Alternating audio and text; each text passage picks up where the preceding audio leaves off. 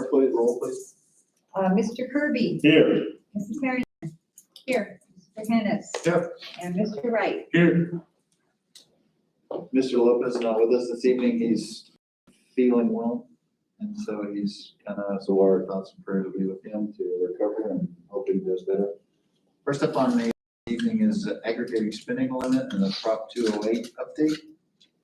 Yes, thank you very much, Mr. Hannison. I thought it'd be good practice to ensure that, I know you all have received communication from me periodically, keeping you abreast generally of the aggregated spending limit and all of the complexities that go into that, depending upon what platform or resource you have.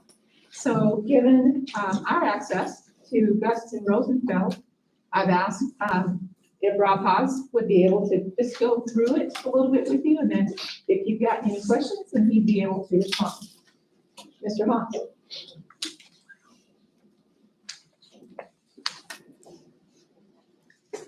President Hennis, members of the board, Dr. Battle, nice to be here again. Very exciting topic, school finance. So, It is when they're trying to take it away from you. yes, it is starting to create a lot of angst, and so happy to kind of give you an oversight that hopefully will be helpful, give you a chance to ask questions as you look down the road a little bit. Just as background, the Arizona Constitution was amended in 1980 and set spending limits on cities, towns, counties, community colleges, school districts. And in order, so because it was a constitutional amendment, that means the legislature can't really monkey with it very much. You know, as the voters approve changes to the Constitution. There were some differences with the changes that applied to cities and towns and counties. If those entities are going to exceed the constitutionally permissible limit, they go directly to their voters with a request to do so.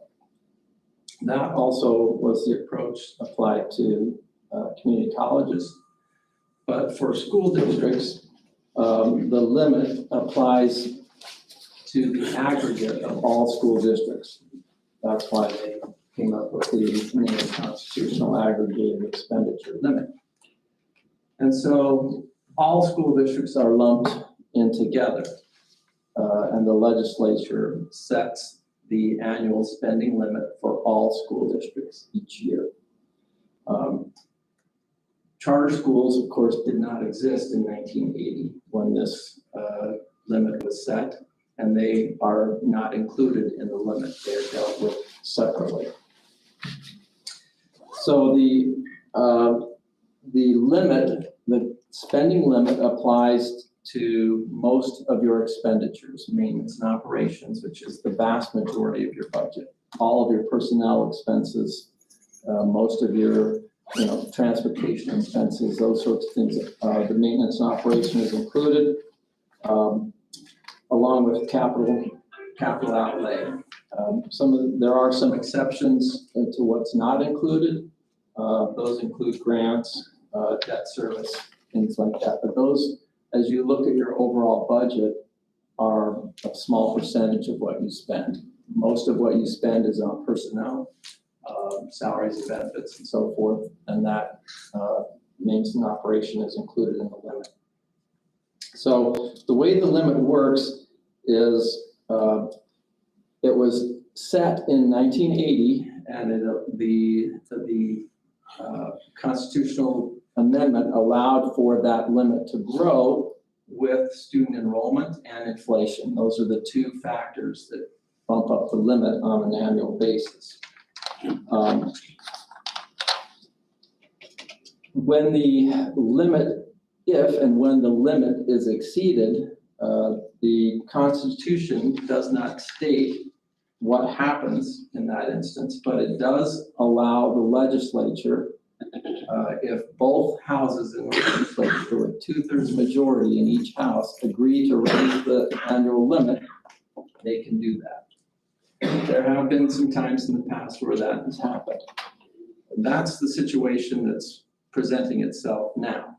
is because student enrollment declined significantly last year. Of course, it's a trailing, this year's budget and budget expenditure limit is based on last year's enrollment count and the other things that factor into the formula. So it kind of trails by 1 year. Last year, you got the benefit of lower enrollment, but the money from the prior year. Now this year, we're facing the reverse of that because student enrollment dropped substantially statewide due to COVID and other things. This year's revenue limit is reduced because that enrollment was reduced.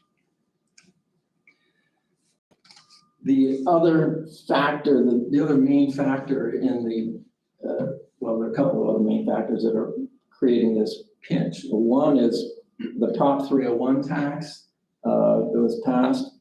That money now counts towards the expenditure limit.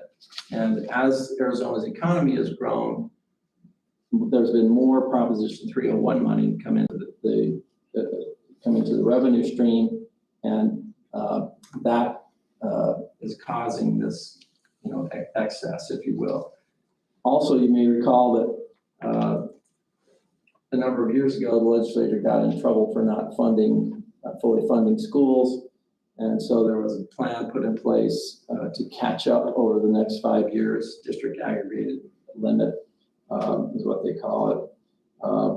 And as that has caught up, that's also creating, this situation where we're looking at districts overexpending what the limit is. So what will happen is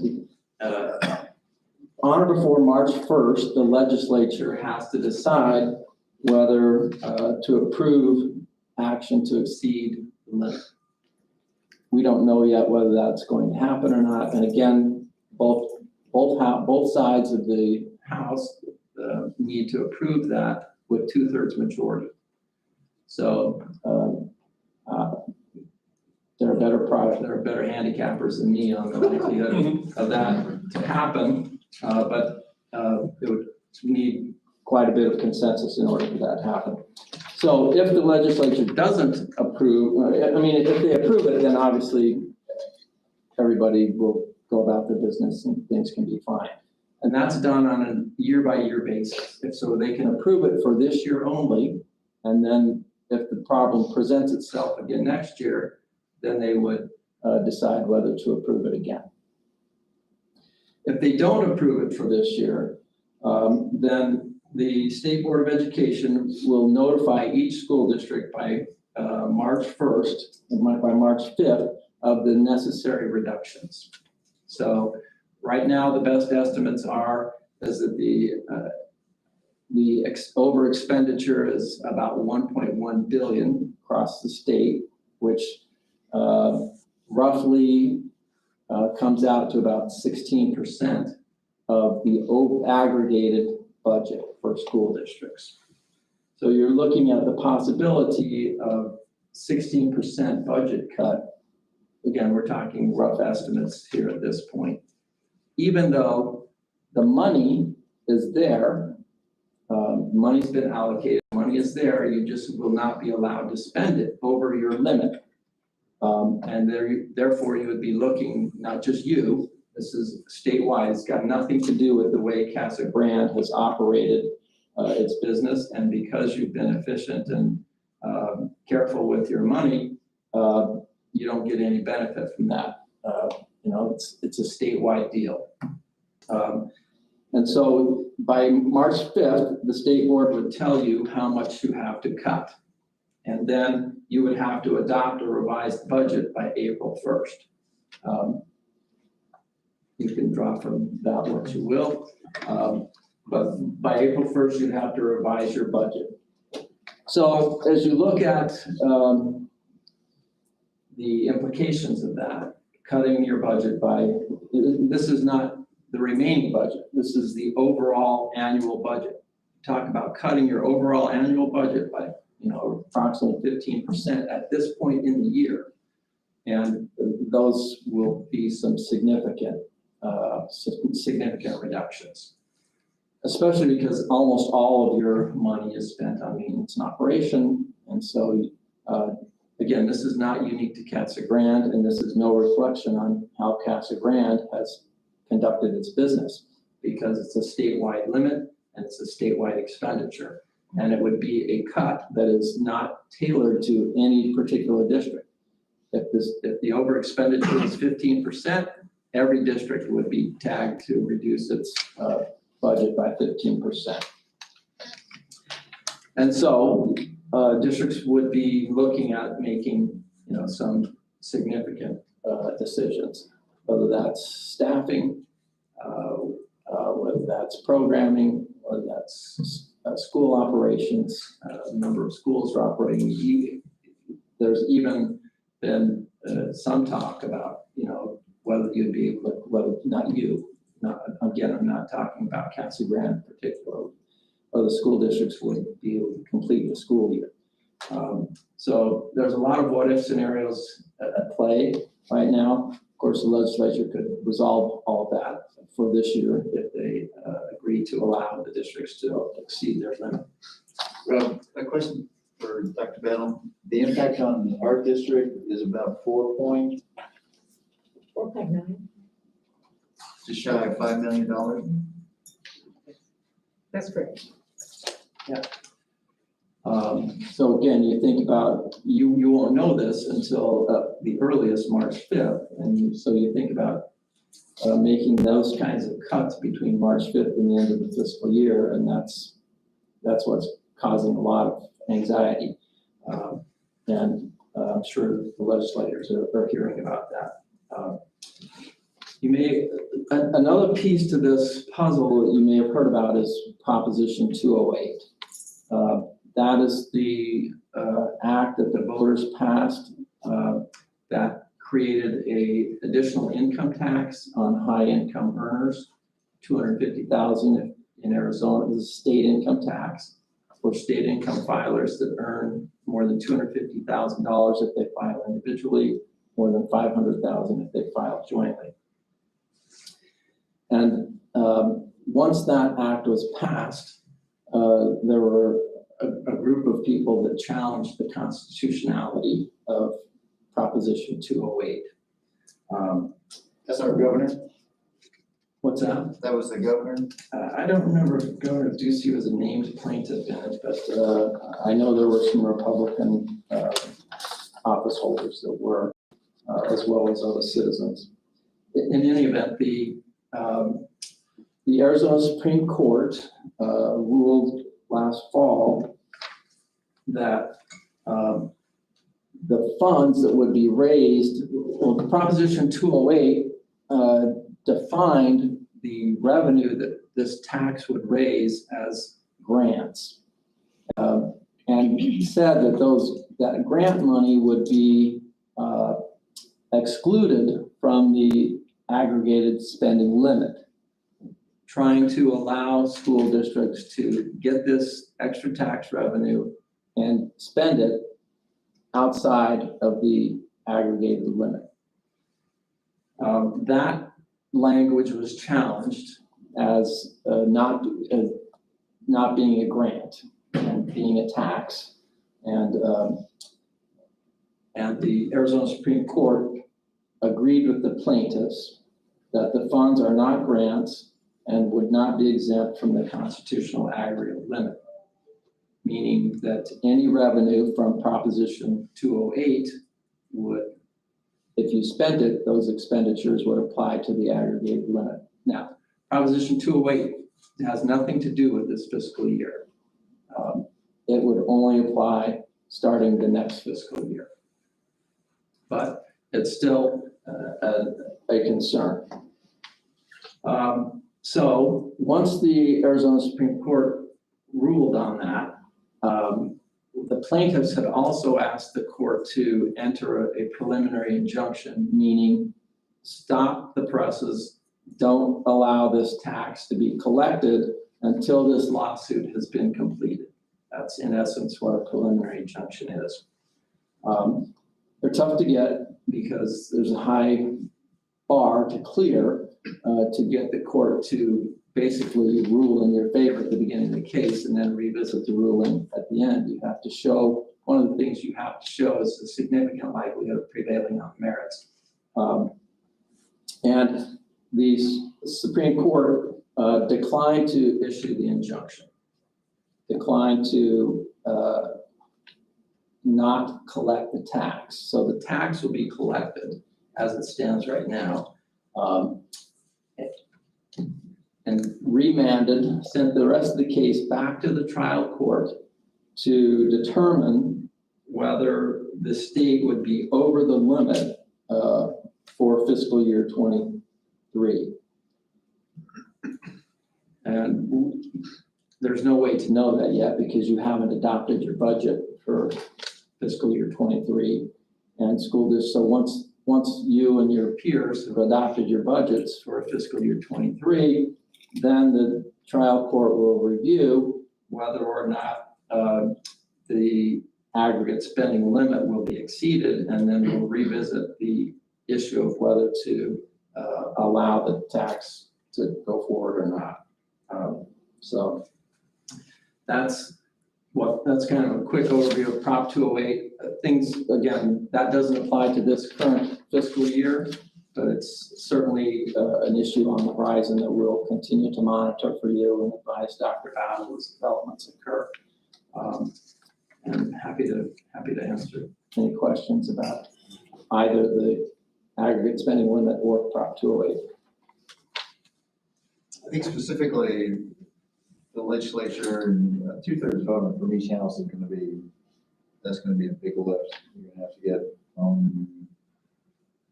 some serious buy-in from all groups. But the squeeze right now is to see who blinks first. This is the Republicans are kind of squeezing this a little bit to see what transpires and see if they can get 308 kind of off the table. Well, again, I don't pretend to be an expert on what all is motivating them. But I think there will be, it's a game of chicken going on about whether to, if the legislature, which is, of course, you would need significant Republican support to get a 2/3 majority in both houses. And in order to get that, I'm sure there would be some concessions that they would ask for and expect to be made. One possible outcome is that there would be kind of an omnibus review of how the school financing is done. But to expect that to happen between now and March 1st is probably unlikely, my guess. That there may be, it's more likely that there would be a exception granted for this year with a more detailed look at an omnibus resolution or revision of the school funding formula. I think there's another bill that's being floated out there right now too about trying to take basically a public mandated constitutional move off the table that it has to be a larger majority than just a simple majority or something like that. So you can kind of take this, where the public and the community, kind of moves on their own bill because they don't like what the legislature has done, et cetera. There's a bill floating out there right now. I believe that's correct. Of course, all these bills floating out there right now, who knows what the ultimate outcome will be. But yes, I believe that is on the table.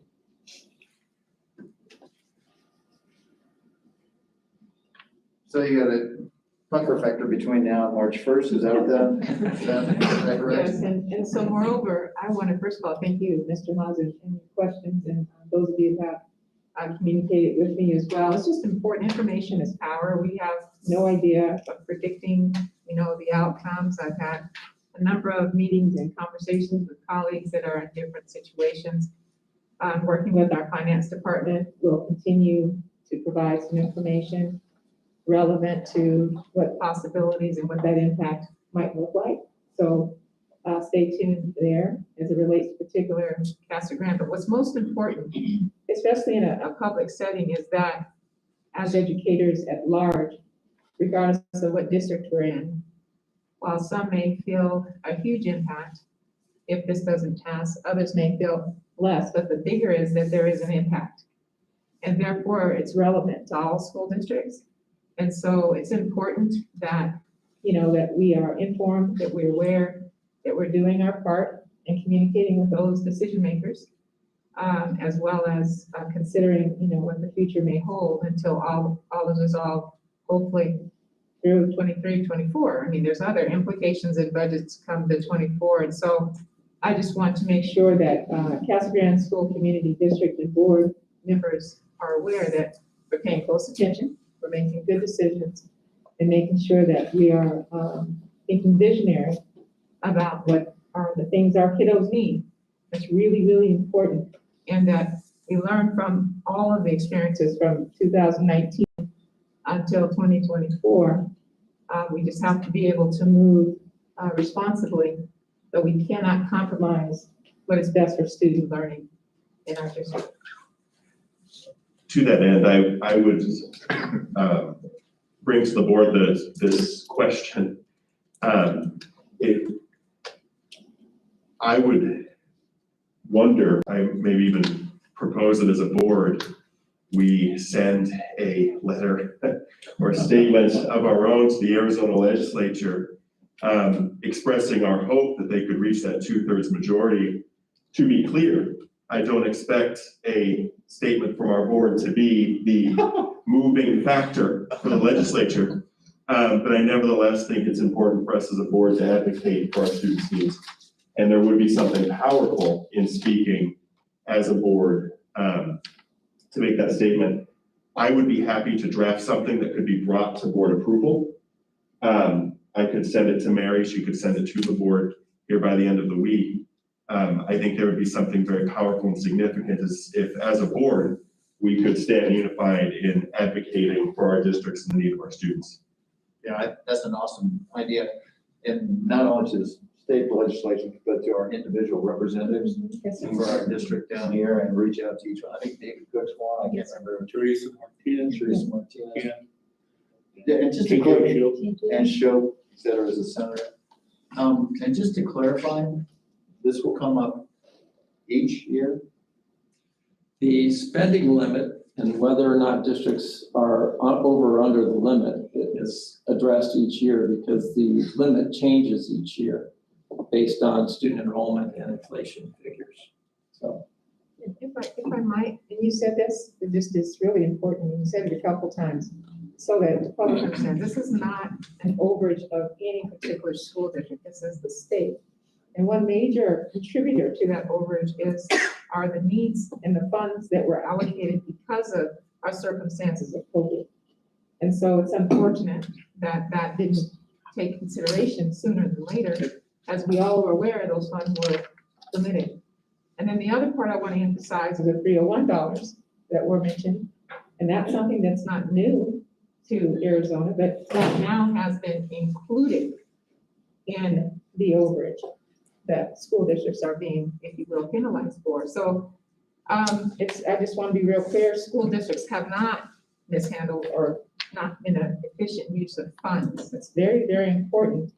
And that's one major reason. I know our board is very knowledgeable in what we've been talking about. It's great because we trust your communication and your detail.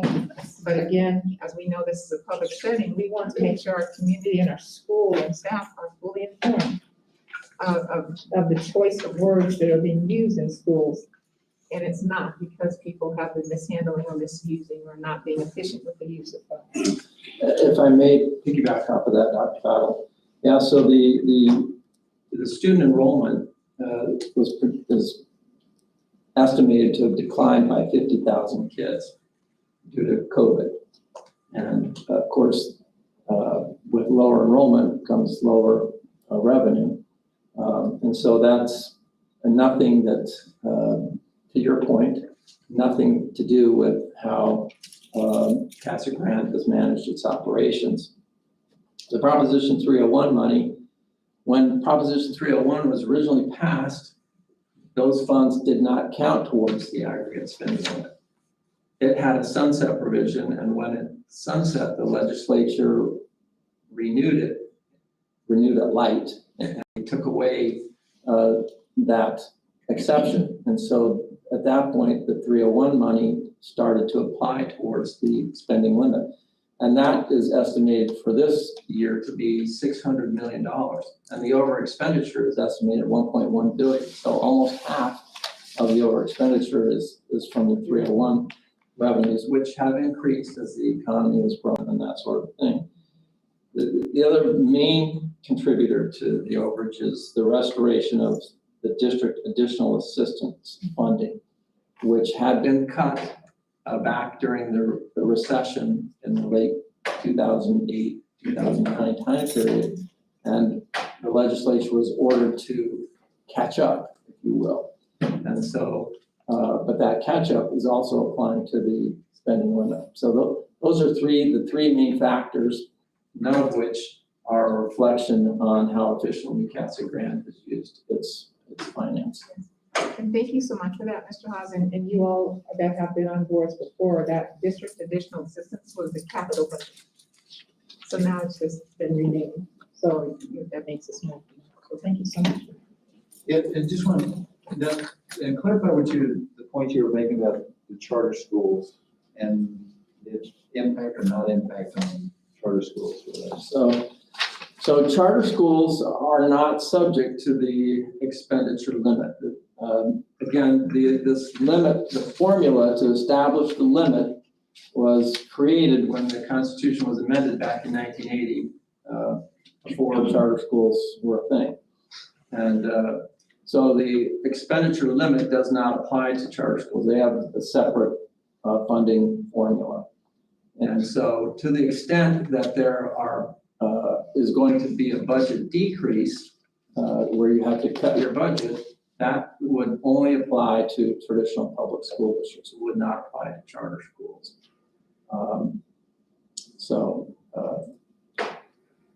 Oftentimes we talk about wanting to have a level playing field. You hear that a lot from the charter school proponents. And, they certainly have a leg up in this situation. That's great. I appreciate that. Rob, thank you for coming down and making this presentation this evening.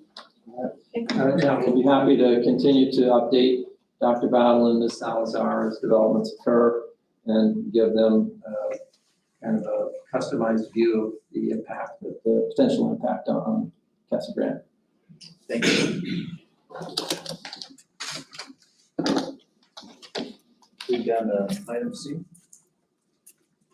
Yes, sir.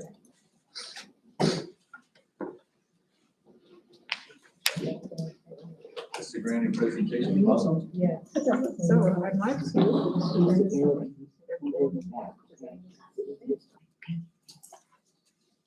So, hello, guys. Hello, good evening. Good evening. So please recognize Narayana. She is here she's a student vice president of Vista Grande High School, and we've had a number of opportunities to meet and chat. And you can introduce your school sponsor with you, and she's going to share a little something about Vista Grande. Of course, thank you so much, Ms. Battle. So as Nicole said, hello, my name is Nara Clea, and my advisor is Nathan Sheeler.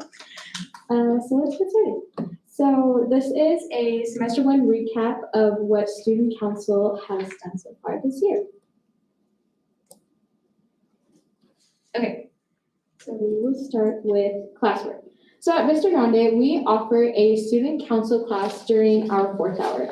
We use the class time inside of the classroom to work with our committees, plan events, and also to hold meetings.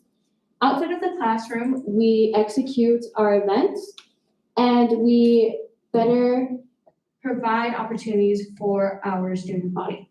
Given the extra time in the classroom, we are able to pay closer attention to detail and have events better catered to the Vista Grande community.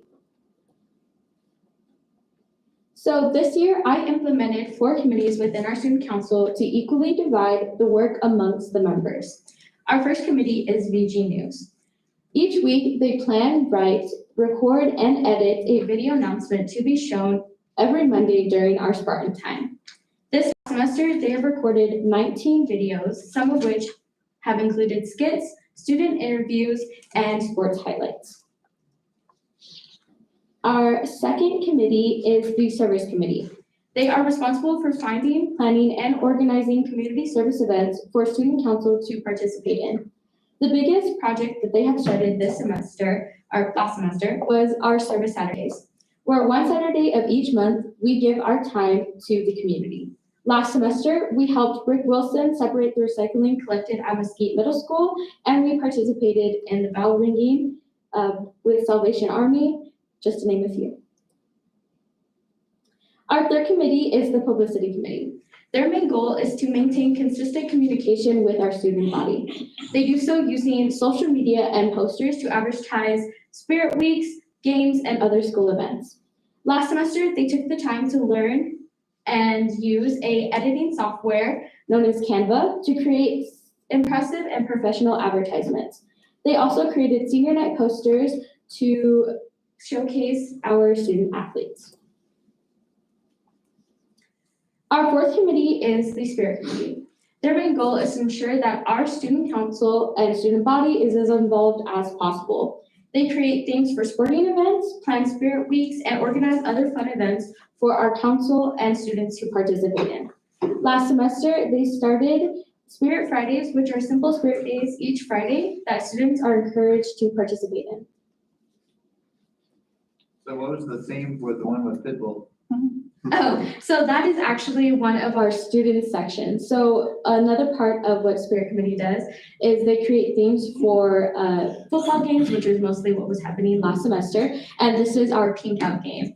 So we had people dressed up in pink out, and actually one of our members from student council bought that flyer to hang up. So it was really awesome. A lot of people really enjoyed it. All right, so I am now going to discuss homecoming and our homecoming events. So during the last week of October was when our homecoming events were. To kick off homecoming week, we had our powder puff game, bonfire, and car smash. Our powder puff game is a tradition where junior and senior girls go head to head in a flag football game. Seniors won. Instead of selling tickets, this was a give what you can event, and all donations of canned food and money were given to our local food bank. Preceding the powder puff game was our bonfire and car smash. The bonfire is held to encourage students to participate in homecoming events and to go to our homecoming game and dance.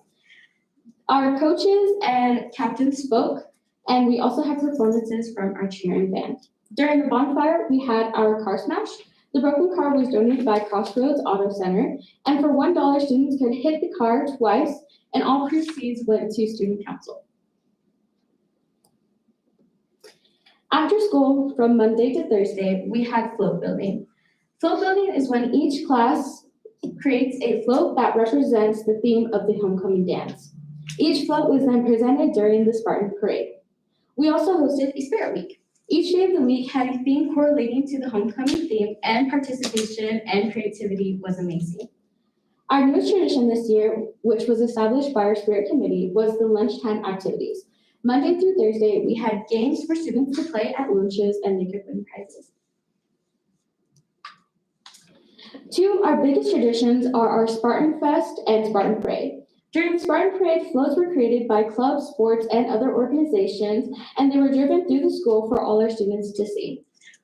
We also had our Spartan Fest, which is a campus-wide celebration that gets students excited about homecoming. There were games, performances, food, and various other activities for students to participate in. Before homecoming, we worked with our football boosters to host a tailgate and a tour for our alumni in honor of their first 10-year graduating class. During homecoming, the Spirit Committee set up another student section where Vista Grande students were encouraged to chant and cheer on our football team. We incorporated silly string and throw powder, which was a big hit. And between the first and second quarter, we had mascots from around town come and participate in a mascot race. during the first and second quarter, and our mascot won. Our homecoming dance was held on Saturday. Its theme was Enchanted Autumn Nights, and it was a very big success. This is one of our biggest events held by our senior class. Many students woke up very early and stayed up very late to put up and take down decorations after many weeks of planning and preparation. And finally, during our homecoming halftime, we invited boxer Jesus Ramos, a Mr. Grande alumni, to set up a booth to sell merchandise, take pictures, and sign autographs. We are honored to have such a successful Spartan come to showcase all of his accomplishments. And that is all I have for you. Thank you. Thank you.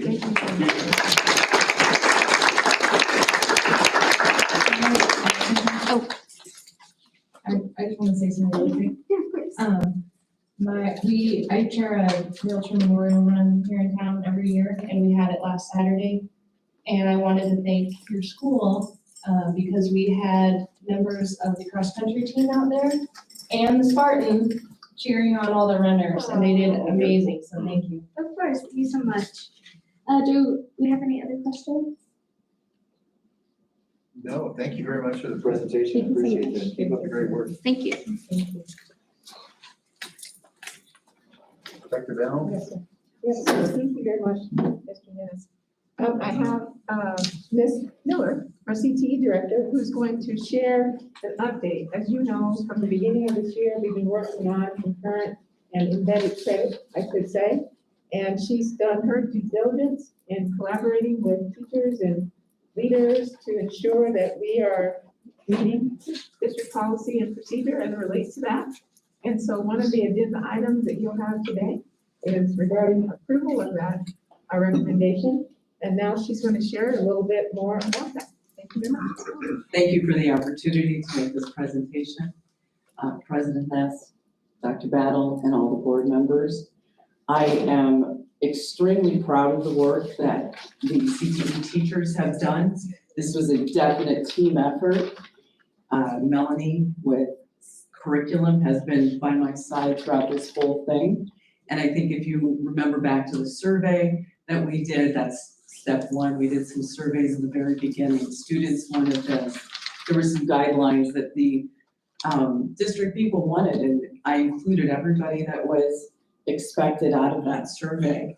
As you already know, I had evaluated the staff credentials for where we stand and who's certified in what courses.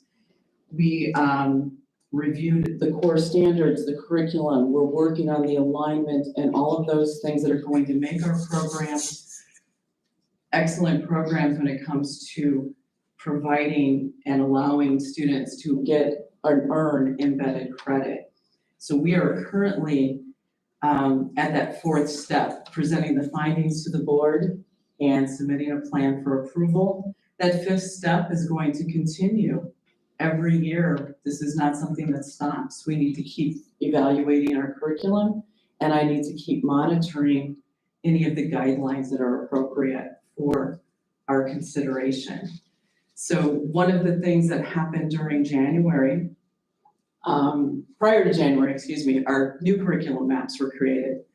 And what started to happen in January then was that alignment for embedded credit.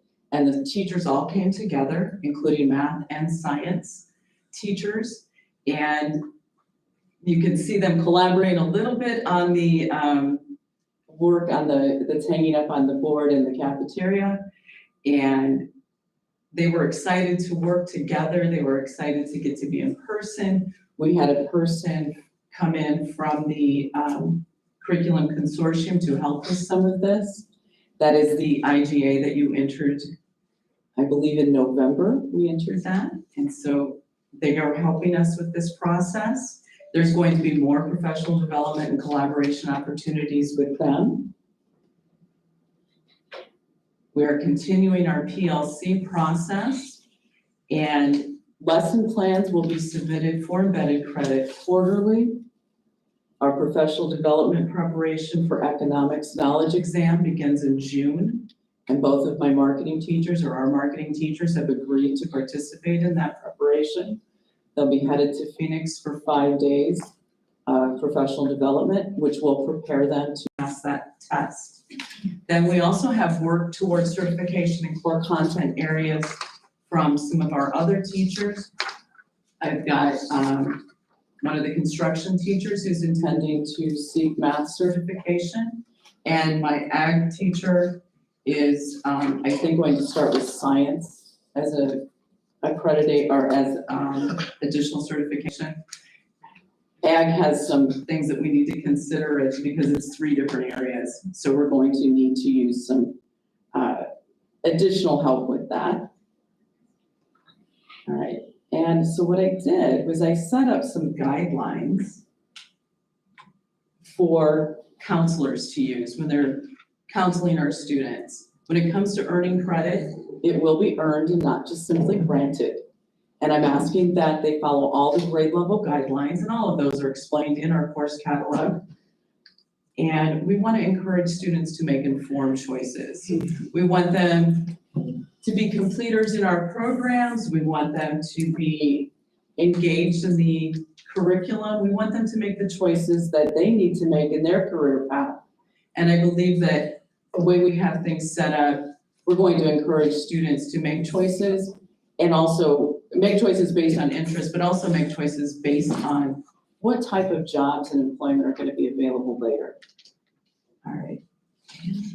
So our students, we're asking them to enroll and pass 3 years in the CTE program of their choice. We're asking them to pass all core content areas. They also will need to pass the TSA, the Technical Skills Assessment, in their program. That happens in year 2 of a CTE program. And because all of our CTE programs already offer an industrial certification appropriate for the program, we will be expecting them to earn one of those. Then when it comes time for them to be seniors, that's when they will be granted those credits. They will appear on their transcript at that point. And that is also the moment when they get to take advantage of the time that this will grant them either to take more electives, maybe get a job, maybe work towards more college credits and those kinds of things. Ultimately, we want to present college and career ready students. And it is my sincere hope that this helps us do that to a greater extent. And so then on this last slide, there's a lot of words there, none of which that I can see from where I'm standing. And so bear with me while I try to go through this. I thought I had this fixed, but it's okay. I'm gonna Step aside and see. I got it good enough, I think. All right. I'm sorry that it's blown up a little big for you guys, but maybe that's better. So I'm gonna read this one. So I propose that we initially offer embedded credit utilizing a teacher of record qualified in an appropriate core content area who will analyze curriculum and co-plan with the CTE teachers. Curriculum analysis and planning began in January and will be reviewed annually by the CTE director and the curriculum director. Each CTE teacher not already qualified in a core content area will follow an individualized plan that leads to certification in the appropriate core content area. The plans will follow the Arizona requirements to add an approved subject area to a current teaching certificate and will be reviewed annually for progress with the CTE director and the superintendent. The state requirements for certification and the state criteria for offering embedded credit will be monitored annually by the CTE director so that adjustments to our plan can be made with as little disruption to student progress as possible. And now I am ready for questions whenever you are. I think this is one of the most impressive presentations and efforts of our CTE program since I've been on the board that I've seen it put forth here. I think this is very impressive for our school and for our students. Thank you. Thank you very much. Yeah, no, it looks great. I guess the key thing now is getting commitment and teachers to buy in and go forward with getting certified and because we have to present, I mean, has to be for the kids, right? This is for the kids, and I will be honest with you, there was no hesitation from those teachers. Everybody said, I'm willing to do it, let's do it. And so for some, it's going to be a several year commitment. For others, for example, the marketing teachers, we have a 5-day professional development this summer that should prepare them for that exam.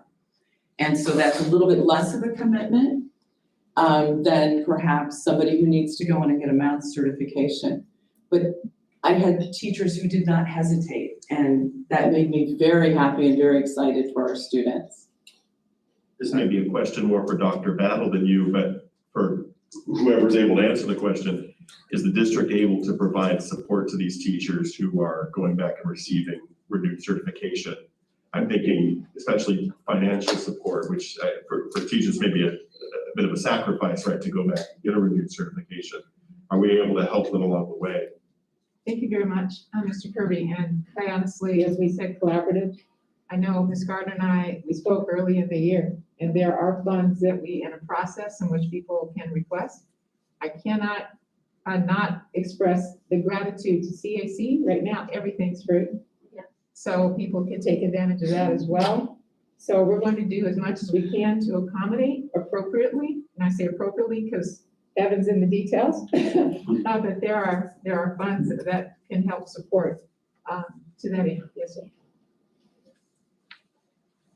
That's great. And the counselors are a big part of this also. So they're cognizant of who's qualified, new teachers, et cetera. And I've been monitoring exactly who's qualified, and I know what they need to do. So our counselors, as far as the students go, this will be a process in which I have some more details for them to follow when they go to counsel a student as far as what they're going to receive.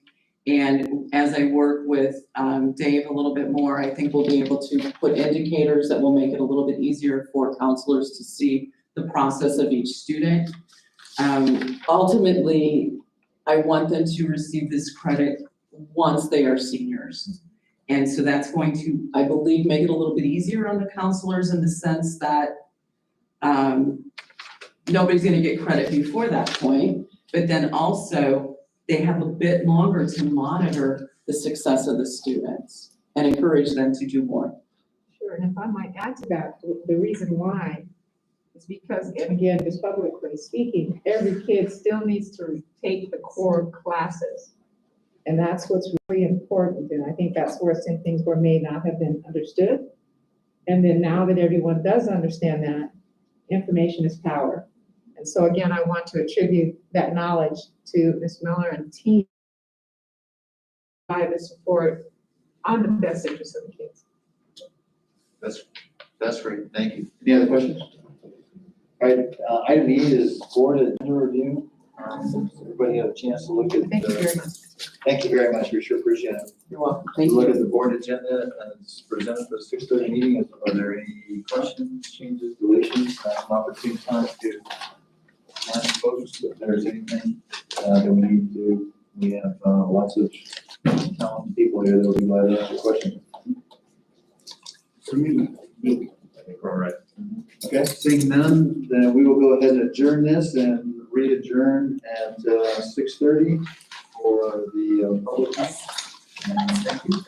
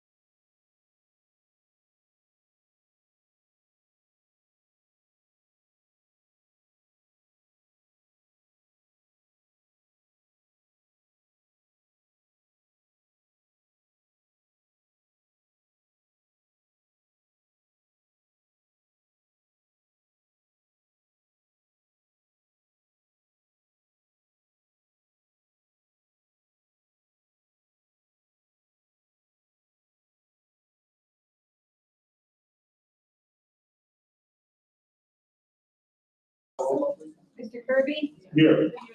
Ms. Harrington? Here. Mr. Hennis? Here. Mr. Wright? Here.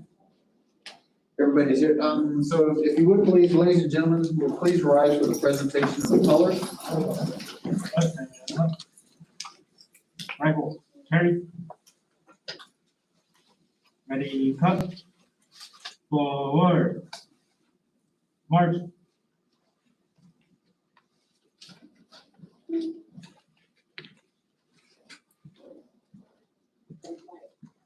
Color guard. Halt. Rifle, hold.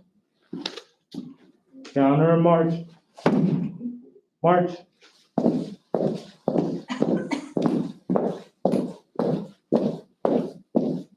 Color guard, halt. Preset, colors.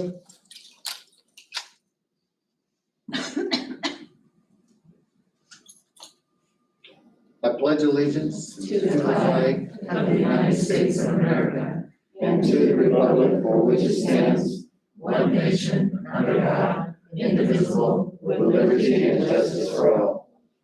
Could you join us in a moment of silence, Carry. please? Colors. Color guard. Post. Forward. March.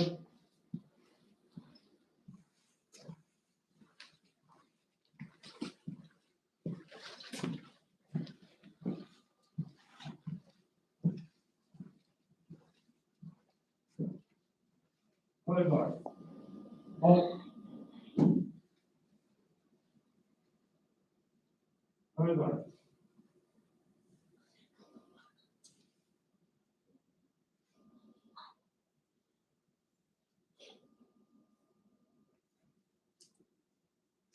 Wow. Thank you very much. We'll move down to the preliminary items. Item first is to adopt the agenda. Is there a motion to adopt the agenda as presented?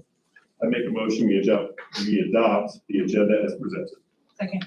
Motion by Taylor and a second by Kelly. Any other discussion? Not Mayor, will call for the vote, please. Mr. Kirby? Yes. Ms. Harrington? Yes. Mr. Hennis? Yes. And Mr. Wright? Yes. We also have minutes from prior meetings of January 11th, 2021 as presented. Take a motion to approve that as presented. So moved. Second. Motion by Chuck and a second by Taylor. Any other comments, discussion? If not, we'll Mary, call for the vote, please. Mr. Kirby? Yes. Mrs. Harrington? Yes. Mr. Hennis? Yes. And Mr. Wright? Yes. Dr. Battle, the best time of the evening right now, or recognitions that you would please? Yes, it would be my pleasure, Mr. Hennison, Governing Board. For SPA, I'm not sure they always run to the microphone, but let's see who would like to start first. Let's start with Mr. Vance Dancy, who's going to come up and introduce our visitor, and then Mr. Brian Mapp will be on deck. And then we'll move on with our CTE Student of the Month, and then I have recognition for you.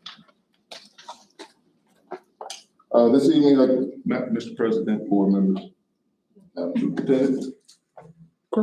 It is my pleasure to be able to introduce our Student Rotary of the Month student for Vista Grande this month, and that will be Ms. Jalen Diaz.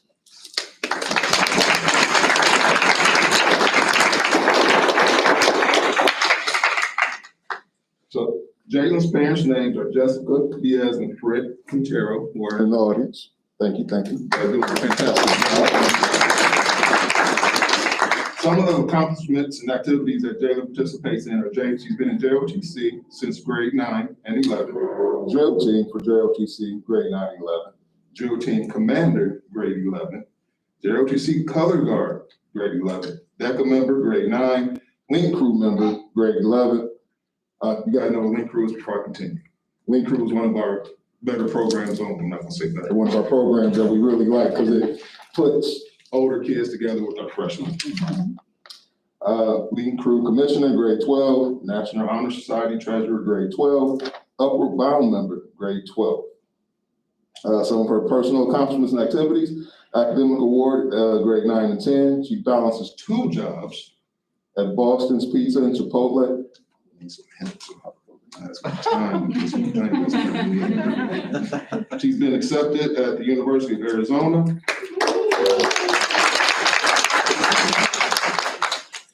She is also a member and an officer for the National Honor Society in her first year. Dual enrollment student at Vista and Central Arizona College, and she has maintained a weighted GPA of 4.0 throughout her high school career.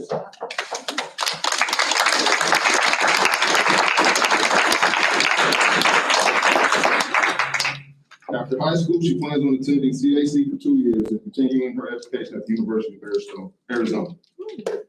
She will be studying nursing and plans to specialize in pediatrics. Some of her life goals that she would like to achieve are to complete her college degree in less than 5 years.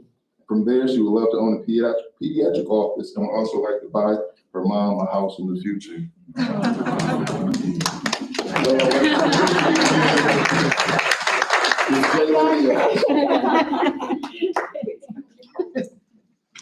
Congratulations, and Mr. Banzi is welcome.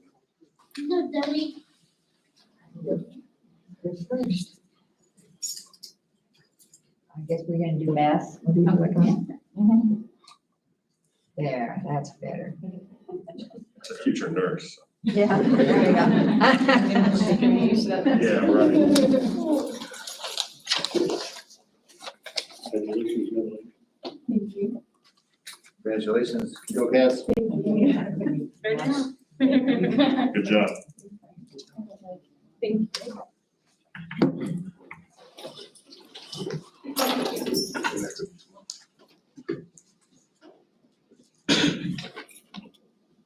Good evening, President Hennis, Dr. Val, and governing board members. I actually have 2 students we'd like to recognize. One he's just worthy of bringing back a second time. Yeah. So I'd like to bring up Hunter Scholes to be recognized as our Rotary Student of the Month. Hunter unfortunately didn't have the chance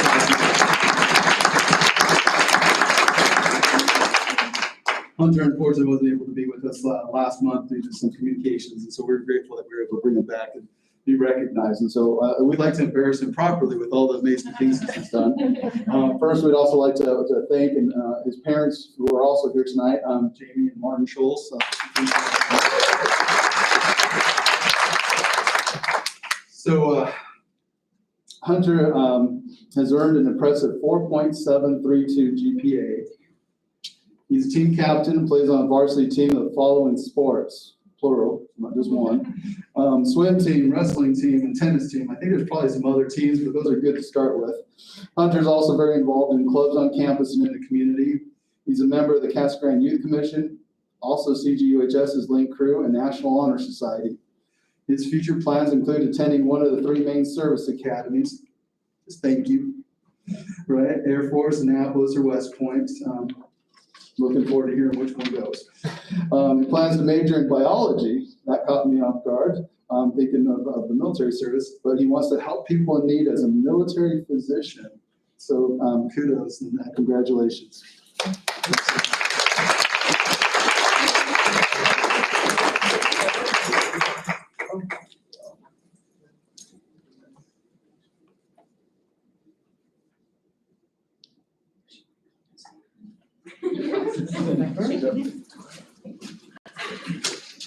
Congratulations. Congratulations. Congratulations, have fun with those tennis. They'll be fun, those guys. Yeah, thank you.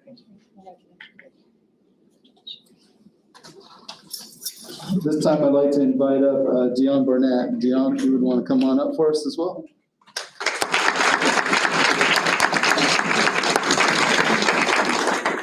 We just have lots of great students to choose from. So Dion's parents are also here. We'd like to recognize both Brenda and John Valadez. Appreciate you being here. Dion is involved in Link Crew, Cougar Ambassadors. He's made the honor roll each semester, has a 4.278 GPA. Is a second-year culinary student, plans to attend one of the state universities next year. He's planning to be a medical assistant. I hear a trend going on here. He's already completed 2 years in cabinet medical program and is a team player and is always willing to improve. Wanted to share just a little bit. One of his teachers wrote the following about him. So Dion can be kind of quiet, but he's an outstanding student, great teammate during lab, and is always pleasant and helpful. He pulls more than his own weight in group situations. Wish I could clone him. And that speaks to just volumes of who Dion is and his character. So congratulations.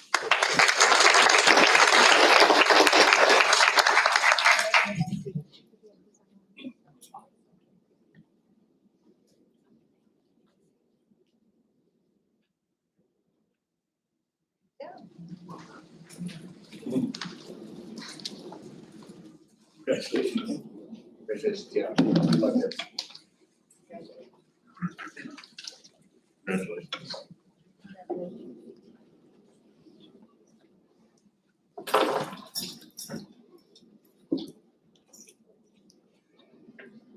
All right, so I'm going to present the CTE Students of the Month from both schools, and this is from early childhood education. Last time I promised that I would bring slides, and I did, but here's a piece of irony for you.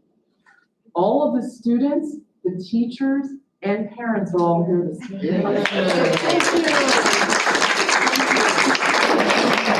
So I will start with Darian Leon from Casa Grande Union, so come on up.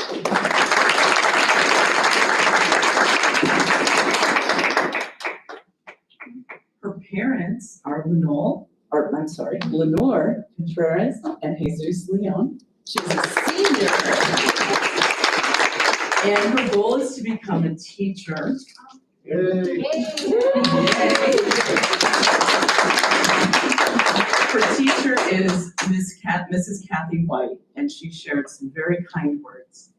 Ms. Darian Leon has been an outstanding student in early childhood education since day one, her sophomore year. She brightens up every classroom she is in with her positive attitude and endless desire to learn. Darian aspires to be an elementary school teacher, therefore soaking up every opportunity to learn from her teachers, the preschool children, and even the textbook chapters. Darian took a dual enrollment ECE class last year at CAC. This year, she is our ever dependable first period intern. She has an excellent attendance and helps us get Cougar Cub preschool off to a good start every day. Darian is an equally adept leading circle time as an assistant teacher, preparing snacks for the day, and supervising the first-year students in their various lab jobs. She is a master of multitasking, a much-needed skill in the teaching profession. Thank you, Darian, for 3 years of dedicated learning and service you have put into early childhood education. You have impacted our program in more ways than you will ever know.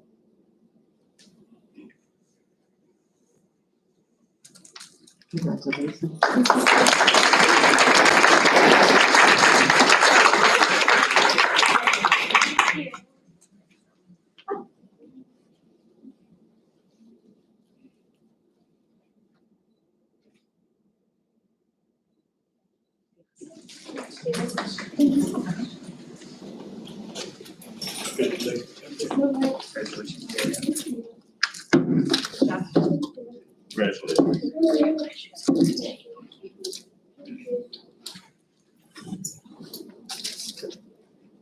And our next student is from Vista Grande, and that is Madison Salazar.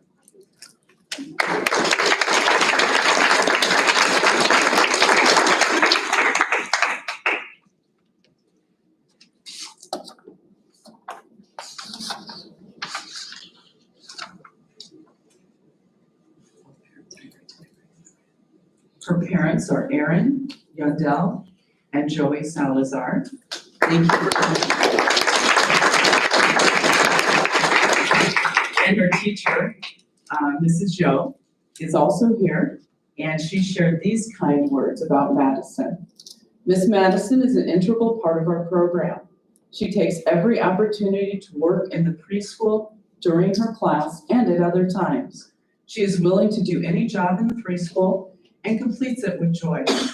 The preschoolers look for Madison when she is not there and have fun with her when she is. Madison can be seen riding a tricycle with one student and playing dolls with another. She has become the go-to when talking about SCCLA, and when our program needs a spokesperson, she is willing to step forward. She is a great representation of our program, and I look forward to seeing her blossom in the year ahead. Way to go, Madison and Spartan Sparkies. ECE appreciates all that you do.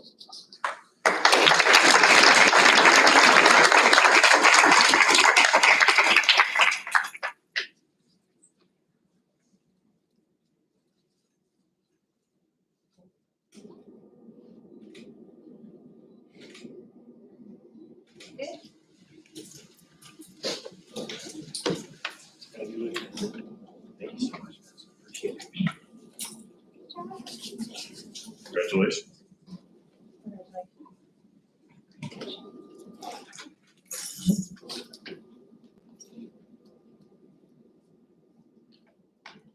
So this is a big night for recognition. And it's a big night for recognitions in CTE. We have a special guest here this evening who is going to present the next award. And that guest is Kathy Raymond, and she's the Arizona State CTE Director. So she's here from ADE, and she will present our next award.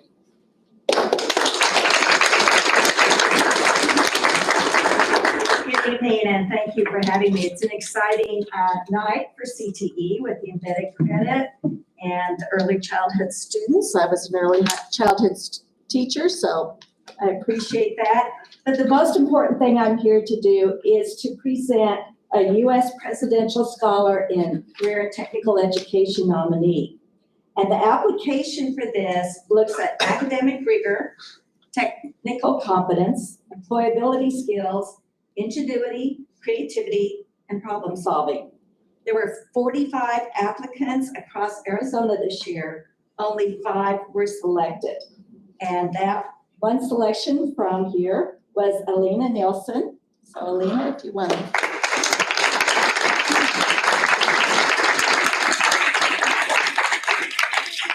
I have to read some amazing things about Alina from her application. So reading her application, it's easy to see why she was selected as an Arizona nominee. When Alina wants something, she works tirelessly until she gets it. As such, she's been called relentless. She often finds herself in situations where people will give up, but she motivates them to continue. She describes herself as diligent and focused on her studies and regards challenges as opportunities to build character. Alina stated in her application, when I do fail, I do not see it as a failure. I see it as a stepping stone on my path to greatness. She describes herself as a creative thinker with artistic talent and having leadership skills who will relentlessly work hard. Alina is responsible for cleaning and taking care of her father and babysitting her 5-year-old sister, Kensington. She also cares for the neighbors' children. Most weekends, she willingly finds herself responsible for the well-being of her grandparents in their home. From Alina's application, it's evident that she enjoys teaching children to ride a skateboard, play guitar, or video game strategies. Alina has a GPA of 4.029 with a class rank of 27 out of 362 seniors. The Career and Technical Education program she is currently enrolled in is the Marine Corps JROTC and Cabot Nursing. Again, the theme. She's also enrolled in Central Arizona College, CAC, English Composition 101 and 102. She is a historian of her HOSA chapter and the administrative officer in JROTC. In JROTC, she is currently a second lieutenant, striving to become a first lieutenant. She has earned 10 ribbons and 1 medal with the most distinguished award of the Military Order of World Wars ribbon and medal. Alina is also a member of the National Honor Society. Alina states the following about her future goals. For the past 6 years, my plan for joining the military has been to get to college and then become an officer. Currently, I'm attending Central Arizona College, and after I finish the community college, I plan to enroll at the University of Arizona, and while at the university, I plan on joining one of their ROTC programs. She has served her community through Toys for Tots through JROTC, where she spent 13 hours collecting money and toys while supervising junior cadets. She and her sister made masks during the COVID pandemic when school was shut down, and they donated those masks to homeless shelters, churches, and anyone living on the streets. And I'm pleased to present Alina with this award for being selected as one of the 5 U.S. presidential CTE nominees in Arizona.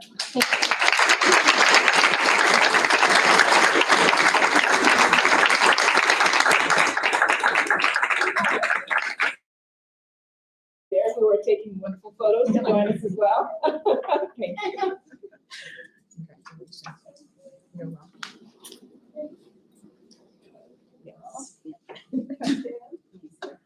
Yeah, there you go. Much better. Great. Hold up that certificate. There you go. Very good. And her next step is to apply for the national level, and we will find out in March or April if she's a semifinalist and then a finalist. Get one more. Yes. Yeah. Skip that. I don't really know what I'm doing, so. This is might get the TV or a picture over here. I don't really know what I'm doing. Hey, it sounded good. Well, I cut your heads off, so Taking the right sound. it sounds good, doesn't it? Well, now you're going for the Zoom and everything. Well, I think he had it zoomed in because he was so far away, right? Yes. I got to see this.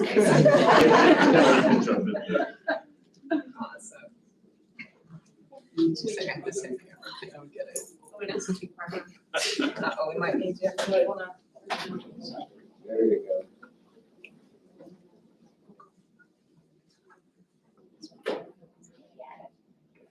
There we go. Okay. All right, perfect. Awesome. Thank you so much.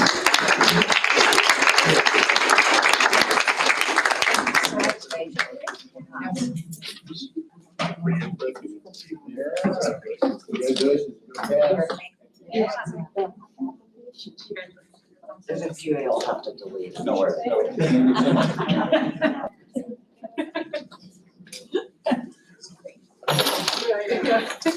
Not as easy with that as it is with the phone. I know. So used to the phone now. Okay, it's your turn, Dr. Battle. We'll let you have it. Okay. I got close.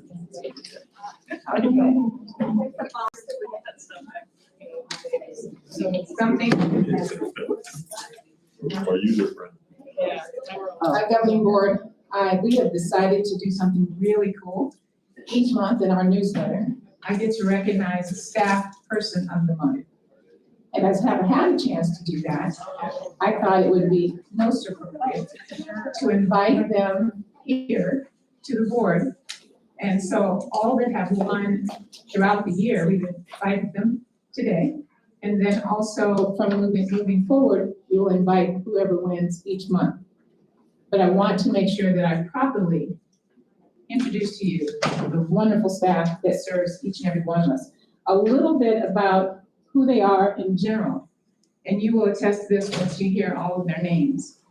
We have staff, and I say staff in general, whether they're teachers or whether they're certified or classified. Every adult that is on our campus is there to support students in the way in which they serve.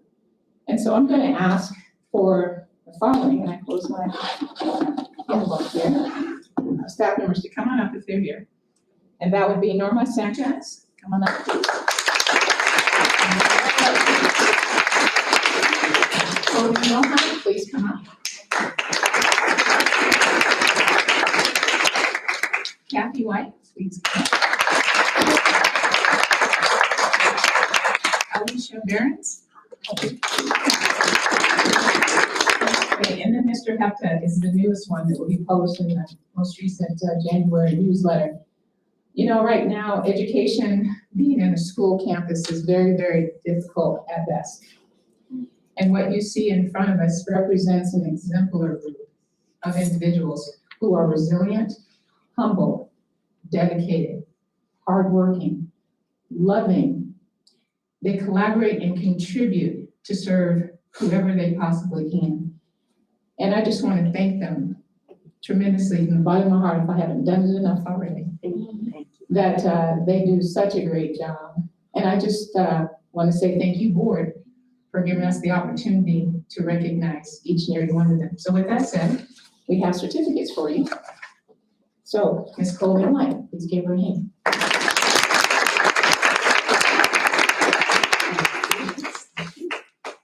You get to share your hands, and then we'll come back and take a photo. Yeah, that Alicia's not here. I know. Miss Norma Sanchez.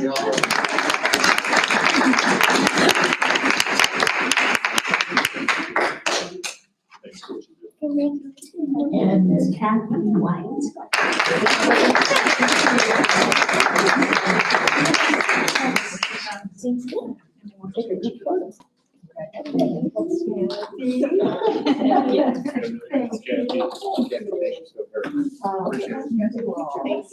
Okay, come on over here.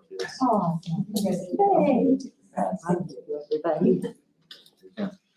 So do I. Get that camera. And we're not having pancake. Yeah, I guess. Oh, Sam, let me take my mask. Yeah, off. take your Sorry, mask I didn't even off. notice. No blinkies. Good job. Thank you. Congratulations.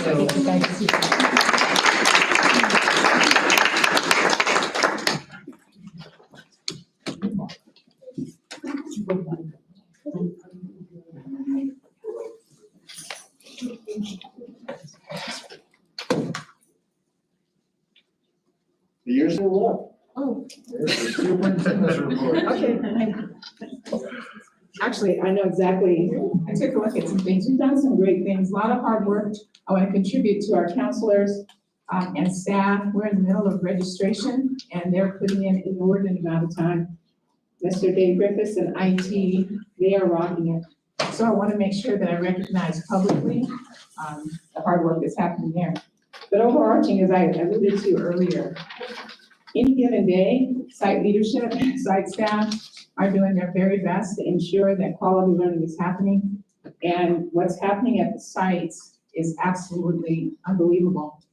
Whereas teachers and staff are covering for people who may not be in class, who are getting there early to ensure that kids have proper support that they need. Our site leadership, our directors are filling in and subbing, and I mean, everybody's all hands on deck. And if you could see it in action any given day, you'd be very, very pleased and honored to serve. And I want them to know how much I appreciate, because I know it's not easy. So that's what I have to share with you this evening.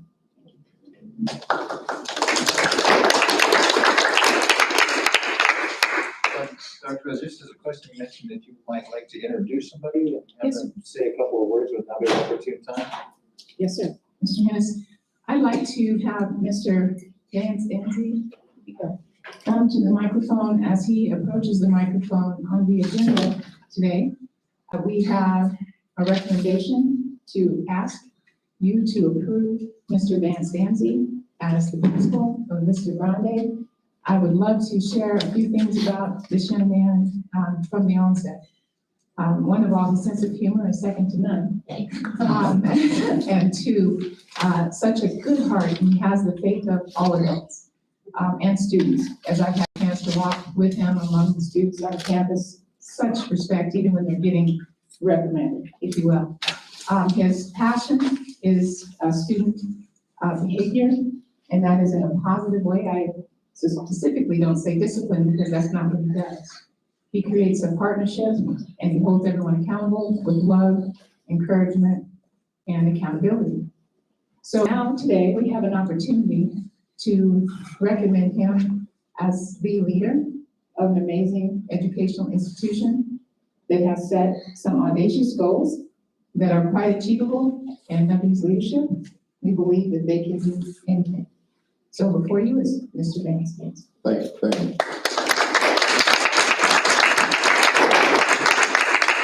Mr. President, Madam Superintendent, board members, everyone. I took my mask off because I wanted you to see the smile that I have on my face. And the emotion that I have being able to come back to Casa Grande and going through a lot that you guys are well aware of, to be able to share my message, that's become my message. I've had a great support system. My wife is here, my wonderful son, which posting for pictures right now. It's been a long time coming. Started in Casa Grande in 2006, union, coach, taught English, coach for a little bit, helped open Vista, took a little vacation at other schools, and had a fortunate opportunity to have Ms. Cole bring me back. She never stopped believing in me. Her vision was to see me leading Vista. My vision was to be leading Vista at some point in my career. Didn't know it was going to happen now, but here we are. As I spoke with Dr. Battle, I am happy to serve the community, the kids, the staff, and the parents of Casa Grande to the best of my ability and take us to where we need to be educationally and produce some wonderful young people. Thank you. Thank you.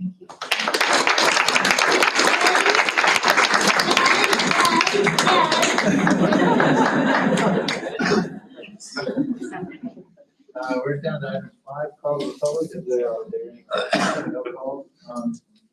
Then we are down to item number 6, which is learning systems agreement. Dr. Bell? Yes, we have a partnership. We've had a partnership for several years at Union Campus for our ESS students.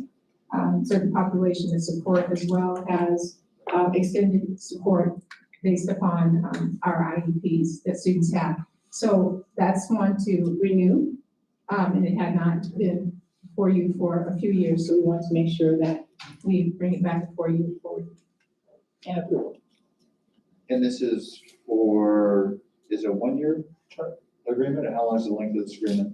The initial term of the agreement is January 21 through 2023?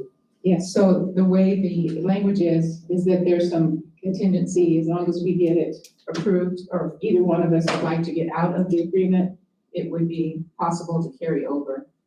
So therefore, you won't need to see it annually. Okay.